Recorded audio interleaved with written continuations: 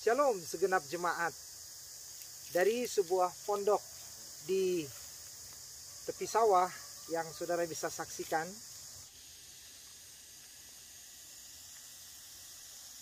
Saya menyapa saudara dalam sapaan gembala. Mari kita awali dengan berdoa. Ya Tuhan Allah Bapa kami, terima kasih untuk kasih setia Tuhan dalam sepanjang hidup kami. Terima kasih untuk hari ini yang Tuhan berikan kepada kami. Kami hendak mendengarkan sabda-Mu lewat pembacaan Alkitab. Kami mohon ya Roh Kudus bersabda bagi kami. Kami berdoa di dalam nama Tuhan Yesus Kristus. Amin. Saudara-saudara, berdasarkan wasiat hari ini, hari Sabtu, saya akan membacakan dari kitab 1 Raja-Raja pasal 2 ayat 1-4. Judulnya Pesan Daud yang terakhir sebelum meninggal. Ketika ajalnya mendekat, Daud berpesan kepada Salomo anaknya, "Sebentar lagi aku akan menempuh jalan segala yang fana. Maka kuatkanlah hatimu dan bersikaplah sebagai laki-laki. Lakukanlah dengan setia kewajibanmu terhadap Tuhan Allahmu dengan hidup menurut jalannya dan memelihara segala ketetapan, perintah, peraturan, dan ketentuannya seperti yang tertulis dalam hukum Musa. Dengan demikian, engkau akan berhasil dalam segala yang kau lakukan kemanapun engkau melangkah. Dan Tuhan akan menepati janji yang diucapkannya tentang aku. Jika anak-anakmu tetap hidup di hadapanku dengan setia, dengan segenap hati, dan segenap jiwa, maka keturunanmu takkan terputus dari tahta Israel." Demikianlah saudara, tulisan Alkitab dalam 1 Raja-Raja pasal 2 ayat 1-4 menurut versi Lembaga Alkitab Indonesia yang terbaru. Nah, saudara-saudara, tema wasiat pada hari Sabtu tanggal 29 Juli 2023 ini adalah wasiat iman. Yang akan kita renungkan ada pada ayat 3. Lakukanlah kewajibanmu dengan setia terhadap Tuhan Allahmu, dengan hidup menurut jalan yang ditunjukkannya, dan dengan tetap mengikuti segala ketetapan, perintah, peraturan, dan ketentuannya.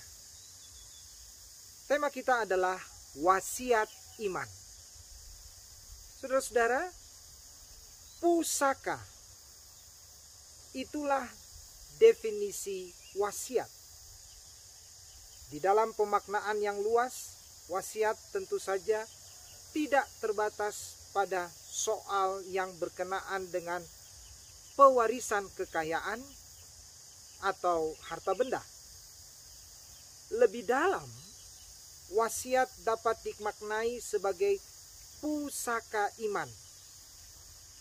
Warisan berharga yang berisi sabda Tuhan. Sebelum senja tiba dan ajal menjemputnya, Raja Daud memanggil putranya Salomo. Ia mengatakan, dan ia menyampaikan wasiat berharga berupa pesan terakhirnya. Sebagai raja yang berlimpah harta benda, Raja Daud tidak berpikir bahwa kekayaan materi merupakan wasiat yang utama. Menurut pengalaman hidupnya, hidup taat dan setia kepada Allah adalah warisan yang paling berharga.